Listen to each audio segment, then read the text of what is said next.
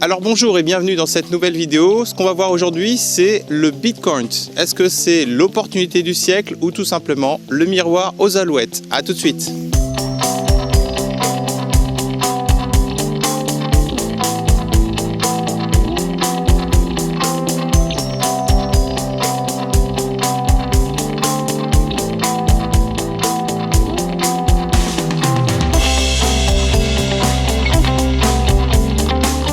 Alors depuis plusieurs mois déjà, depuis plusieurs années pour ceux qui sont initiés, on parle du Bitcoin, on parle aussi de toutes les autres crypto-monnaies. Il y en a à peu près 1500. Et aujourd'hui, ce que je voulais voir avec vous, c'est est-ce que c'est une opportunité? Est-ce que c'est quelque chose dans lequel il faut investir en tant que placement? Ou tout simplement un miroir aux alouettes, c'est-à-dire un investissement du type schéma de Ponzi, donc un petit peu à la Madoff, quoi. Alors déjà dans cette vidéo, je ne vais pas vous expliquer comment fonctionne la crypto-monnaie, enfin les crypto-monnaies. Le principe est assez simple quand on l'a bien compris. Et en fait, Capital vient d'éditer un hors-série qui est très bien fait. Vous pouvez le voir ici. Ce hors-série, en fait, c'est un dossier spécial qui vous dit tout sur le Bitcoin et les crypto-monnaies. Donc ça, c'est le fonctionnement et c'est les faits. C'est-à-dire qui l'a créé, pour quelles raisons, etc. Donc déjà, l'avantage de ce document, c'est qu'on a tout sur les crypto-monnaies. L'inconvénient, c'est qu'on n'a pas vraiment d'avis là-dessus. C'est-à-dire qu'en fait, on a énormément d'avis sur Internet. Certains le voient à 100 000 $, 100 000 euros. D'autres voient le Bitcoin s'effondrer. En fait, avant d'investir dans n'importe quel placement, il y a une seule question à se poser. Est-ce que je comprends ce placement? Là, pour le Bitcoin, on peut dire que le fonctionnement est assez complexe. Il s'agit de clés de cryptage, on parle de mining, de minage, donc on va tout simplement créer la monnaie et on sait qu'il y a un stock limité de Bitcoin. Par contre, on sait très bien aussi qu'il y a un stock illimité de crypto-monnaies. Alors revenons à la base, l'angle sur lequel je voulais attaquer le Bitcoin, c'était l'angle monétaire. Alors il y a un petit texte d'Aristote qui décrit ce qu'est une monnaie. Déjà la première question qu'on peut se poser, est-ce que le Bitcoin est une monnaie? Alors c'est Aristote en premier qui a déterminé les 4 caractéristiques d'une monnaie. Je vous les lire ici. Donc il faut que la monnaie soit durable. Durable, la monnaie doit passer le test du temps et des éléments. Elle ne doit ni s'abîmer, ni rouiller, ni changer au cours du temps. Donc est-ce que ça s'applique au Bitcoin? Là, clairement, non. Pourquoi? Parce que l'épreuve du temps, on sait que les pièces d'or, ça fait 6000 ans que les gens en frappent. Pareil pour les pièces d'argent, on sait que les métaux précieux, les diamants, etc., c'est quelque chose qui est échangé depuis la nuit des temps. En revanche, pour le Bitcoin, c'est très récent. On sait que ça fait même pas 10 ans et donc c'est trop court pour savoir si c'est une monnaie ou pas. Elle ne doit pas changer au cours du temps, c'est-à-dire qu'en fait, les fluctuations ne peuvent pas être trop violentes. Or, un Bitcoin valait quelques centimes de dollars, aujourd'hui, elles valent entre 7 et 10 000 $. Donc c'est clairement pas une monnaie, rien que pour ça. Ensuite, la deuxième caractéristique, c'est qu'elle doit être portable. Une bonne monnaie doit contenir une grande quantité de valeur par rapport à son poids et sa taille. C'est le cas de l'or. Une pièce d'or, aujourd'hui, ça vaut entre 250 et 1500 $ à peu près. Donc pareil pour les euros. Or là, on a un gros souci, c'est que le Bitcoin est utilisable qu'avec cette application. C'est-à-dire qu'en fait, si vous n'avez pas d'ordinateur ou de smartphone, vous avez clairement l'impossibilité de payer. Ce qui est vraiment une chose primordiale pour une monnaie. Alors, en gros, on va me dire oui, mais on a Internet partout. Non, ici, par exemple, j'ai pas forcément beaucoup de réseau. J'ai du réseau. Mais à tout moment, si je dois acheter une glace ou je sais pas, quelque chose pour me réchauffer, un vin chaud, je vais pas être forcément en capacité de passer la transaction.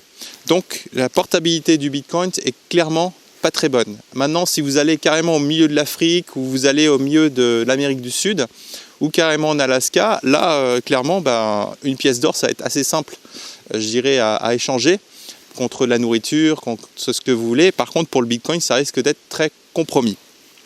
Ensuite, divisible. Une monnaie doit pouvoir être aisément séparée et recombinée sans pour autant affecter ses attributs fondamentaux. Une extension de cette idée, c'est que la chose doit être fongible, c'est-à-dire définie comme librement échangeable ou remplaçable. Là, clairement, si demain il n'y a plus de Bitcoin, on peut l'échanger contre rien. C'est-à-dire qu'en fait, il n'y a pas forcément de valeur là-dedans. Et en fait, oui, elle est divisible dans le sens où on peut faire des toutes petites transactions, mais on verra tout à l'heure que ce n'est pas forcément une bonne idée parce que les petites transactions sont très chères, coûtent très cher du fait qu'il y ait des frais. Et enfin, avoir une valeur intrinsèque, c'est la quatrième caractéristique, la valeur intrinsèque. Et là, clairement, à part avoir un bout de code fait par un ordinateur, fait par une crypto-monnaie dont le logiciel peut à tout moment dérailler, on l'a vu dans certaines crypto-monnaies où les gens ont carrément perdu leur code parce qu'il a été avalé par des gens mal intentionnés. Et là, clairement, vous perdez tout. Donc, valeur intrinsèque, 0. Si vous avez un bout de code, s'il est utilisé par quelqu'un d'autre, votre clé secrète, vous perdez tout. Donc, il n'y a pas vraiment de valeur tangible. Si vous mettez une pièce d'or, je suis désolé de mettre l'analogie avec l'or, mais c'est toujours, la monnaie naturelle depuis 6000 ans. 60 siècles, donc c'est vraiment une comparaison très forte. Donc aujourd'hui, avoir une valeur intrinsèque, vous prenez, je ne sais pas moi, une pièce d'or, une pièce d'argent, même une pièce en cuivre, il y a une valeur dans le poids d'or ou d'argent. Pareil pour le diamant, parce que vous pouvez l'échanger contre quelque chose. Maintenant, le Bitcoin, il n'y a rien derrière. C'est-à-dire qu'en fait, la personne qui a commencé le Bitcoin, elle a écrit un programme informatique et la seule valeur, c'est l'offre et la demande. Si demain, l'offre et la demande s'effondrent, c'est-à-dire que la demande de Bitcoin s'effondre pour X ou Y raison, on ne sait pas, ça peut être n'importe quoi. Là, en fait, la valeur tend vers 0 parce que tout le monde cherche à s'en débarrasser en même temps. Donc, si on regarde, est-ce que le Bitcoin est une monnaie? La réponse est clairement non. Alors, Aristote, lui, a écrit ça il y a 22 siècles, donc c'est pas récent. Et on sait qu'une monnaie aujourd'hui, que ce soit l'euro, le dollar, toutes les monnaies fiduciaires n'ont aucune valeur. La différence entre l'euro, le dollar et toutes les autres monnaies fiduciaires par rapport au Bitcoin, c'est tout simplement que l'État qui crée cette monnaie est capable de lever l'impôt. Ce qui n'est pas vrai avec l'euro, parce qu'en fait l'impôt est levé par la France et la monnaie est créée par la BCE, la Banque Centrale Européenne. Donc là, il y a peut-être un petit risque aussi. Donc ça, on en parlera dans d'autres vidéos, c'est un peu l'objectif. Ceci étant dit, il y a une autre vérité, c'est que le Bitcoin et toutes les autres crypto-monnaies sont un parfait outil, un parfait support pour pouvoir spéculer. Et pour ça, je remercie Cédric Froment, mon ami trader surfer qui est à l'île Maurice, avec qui on a eu de longues discussions sur le Bitcoin dernièrement à Lisbonne. Et en fait, il m'a vraiment ouvert les yeux sur le fait que c'est un parfait support pour les spéculateurs et que c'est vraiment des courbes qui sont très facilement anticipables. Donc pourquoi? Parce qu'il y a une grosse masse de gens qui viennent se mettre dessus. Donc oui, il y a des opportunités pour le Bitcoin. En revanche, pour moi, il faut vraiment être un trader, c'est-à-dire agir comme un trader, avoir vraiment une routine vraiment très carrée. Parce que si demain vous voulez investir dans le Bitcoin juste pour pouvoir gagner de l'argent, clairement, vous allez vous planter. Vous allez vous planter tout simplement parce que la personne qui a acheté à 20 000 $, aujourd'hui, elle se retrouve à 7 ou 8 000 $. Ça veut dire qu'il y a une perte potentielle. Et donc là, comment on réagit dans ce genre de cas? Généralement, les gens coupent leurs pertes à ce moment-là. Donc pour ceux qui ont une bonne vision du trading, par exemple l'école de Cédric qui cartonne en ce moment, là on va avoir une opportunité supplémentaire pour pouvoir trader soit sur le Bitcoin, soit sur les autres crypto-monnaies qui sont au nombre de 1500, donc il y a quand même le choix. Et là on va voir aussi des routines pour pouvoir détecter des départs, en tout cas des courbes exponentielles. Et là évidemment on va pouvoir avoir un petit peu de résultats. En ce qui me concerne, je ne suis pas trader. Moi, ce que j'aime bien, c'est l'immobilier, l'or pour pouvoir stocker, l'immobilier pour pouvoir faire de l'effet de levier. Et je dirais que pour ceux qui n'ont pas forcément l'âme d'un trader, je vous déconseille tout simplement d'investir dans le Bitcoin. Alors maintenant, si vous vous intéressez vraiment au Bitcoin, que vous voulez creuser l'affaire, il y a des choses très très intéressantes dans ce capital, ce dossier spécial, c'est qui a créé tout simplement le Bitcoin. Et là, c'est assez bizarre parce que tous les autres créateurs de crypto-monnaies sont sortis du bois, ils ont même revendu pour certains leurs crypto-monnaies. Par contre, pour le Bitcoin, là, on parle d'un Satoshi Nakamoto. Déjà, un nom très africain ou très Amérique du Sud, évidemment, donc c'est un nom japonais. Certains disent qu'il est australien, etc. Alors quand il se cache comme ça, c'est tout simplement soit que cette personne n'existe pas et elle a été créée de toutes pièces avec un gouvernement derrière, donc c'est le cas de Google, des GAFA en fait, Amazon, Google, etc. Et ça, aujourd'hui, on a quand même pas mal de soupçons. Moi, je trouve que c'est assez plausible le fait que ça soit créé de toutes pièces, tout simplement parce qu'on sait que le FMI, des grandes banques ont soutenu le Bitcoin comme monnaie mondiale.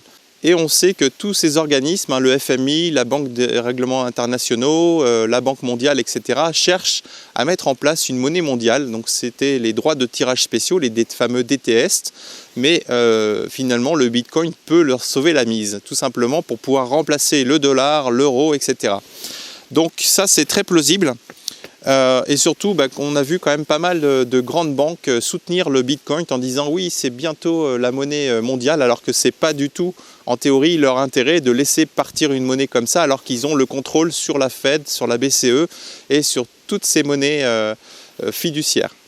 Alors il y a un autre élément dans ce dossier qui est très intéressant et pour moi qui reste assez énigmatique, c'est la sécurité. La sécurité, c'est très important. Pourquoi ? Parce que si vous avez un fameux wallet que vous baladez avec votre téléphone portable, votre smartphone, vous n'avez aucun intérêt à laisser traîner vos clés de cryptage. D'où l'intérêt d'avoir des fameuses clés USB qui vont encoder tout simplement vos clés pour pouvoir payer. Donc ça devient compliqué de pouvoir sécuriser tout ça, sachant qu'on ne sait absolument pas ce qu'il y a dans le code. On sait que le code est libre, mais on ne sait pas forcément si ce code ne va pas être craqué un jour pour pouvoir récupérer tout cet argent.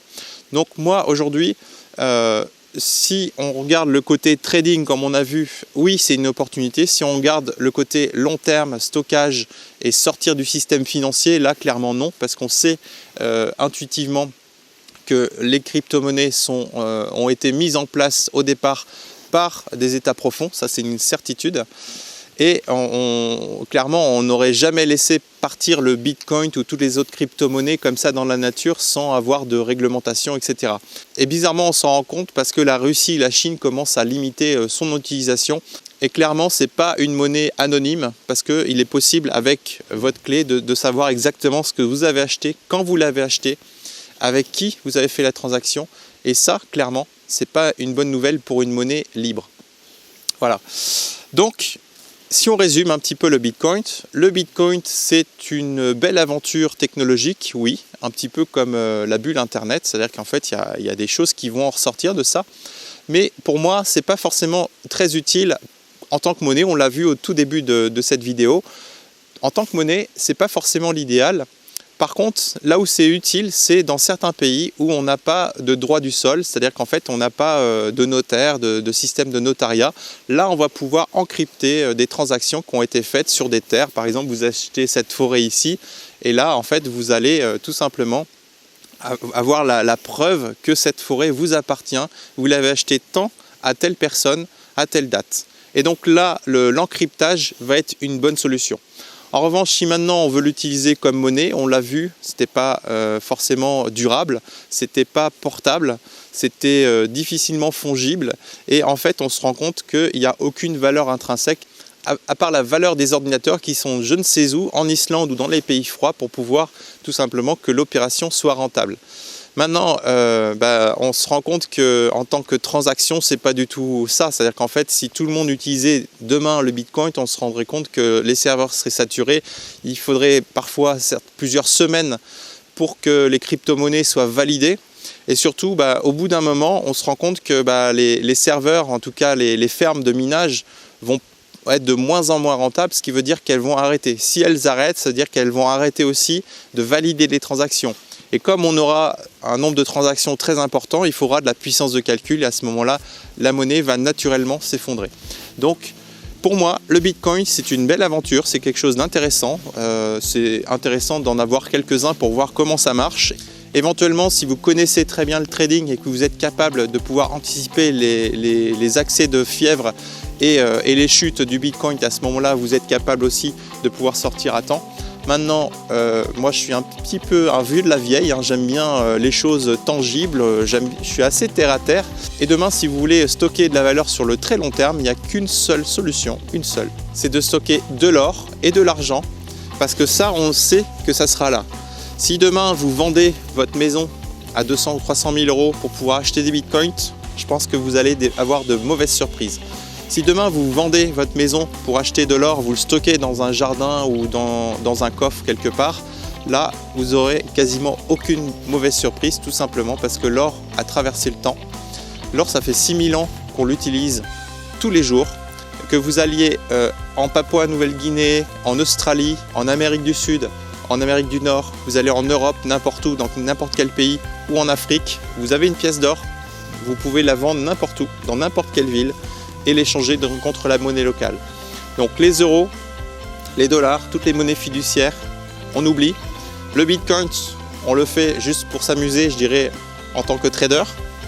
Mais si on veut stocker de la valeur sur le temps, il n'y a qu'une seule solution, c'est l'or, et l'or physique chez vous, et non pas l'or papier. Voilà, bah écoutez, j'espère que cette vidéo a été assez claire, hein. J'ai un peu tapé sur le Bitcoin, je suis désolé. Ça n'empêche pas de pouvoir en avoir quelques-uns, tout simplement pour pouvoir s'amuser et voir un petit peu comment ça évolue.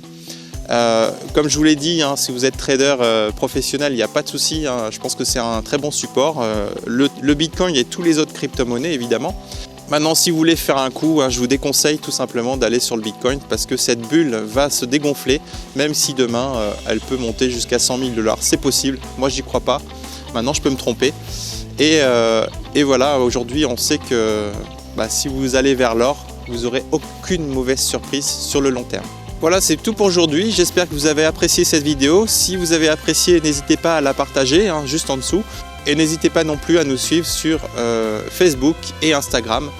Je vous raconterai tout en détail. Voilà, je vous dis à très bientôt. Au revoir.